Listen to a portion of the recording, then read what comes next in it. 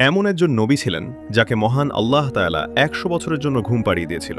ঘটনাটি সূরা বাকারা আয়াত ২৫৯ উল্লেখ আছে। যখন হযরত উজায়ের আলাইহিসসালাম একটি গ্রামের মধ্য দিয়ে যাচ্ছিলেন, তখন তিনি দেখলেন গ্রামটি ধ্বংসস্তূপে পরিণত হয়েছে, যেখানে কোনো মানুষের চিহ্ন নেই। এইটা দেখে তিনি আকাশের দিকে তাকিয়ে বললেন, হে আল্লাহ, এই গ্রামটি কিভাবে আবার জীবিত হবে, পুনর্গঠিত হবে? তখন আল্লাহ তাআলা জবাবে তার কুদরত দেখালেন। অতঃপর আল্লাহ তাআলা উজায়ের আলাইহিসসালামকে ১০০ বছরের জন্য ঘুম পাড়িয়ে দিলেন। তিনি যখন ১০০ বছর পর ঘুম থেকে উঠলেন, দেখলেন সবকিছু বদলে গেল। পুরো গ্রামটি আবার পুনর্জীবিত হয়েছে। গ্রামে বাচ্চারা খেলাধুলা করতেছে। তখন আল্লাহ তাআলা তাকে জিজ্ঞেস করলেন, হে উজায়ের, তুমি কতদিন ঘুমিয়েছিলে?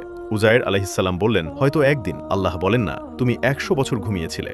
দেখো, তোমার খাবার এখনো তাজা আছে, আর তোমার গাধাটা কঙ্কালে পরিণত হয়েছে। তখন আল্লাহ তাআলা তার কুদরতে গাধাটির শরীরের রক্ত, মাংস সবকিছু দিয়ে পুনরায় জীবিত করে। এটা দেখে হযরত উজায়ের আলাইহিসসালাম কেঁদে ফেললেন এবং ২ হাত উঁচু করে বললেন, নিশ্চয়ই আল্লাহ তাআলা মহান, তিনি যা চাইবে তাই করতে পারেন। তাই আমরা কখনো আল্লাহ তাআলার কুদরতের উপর সন্দেহ করব না।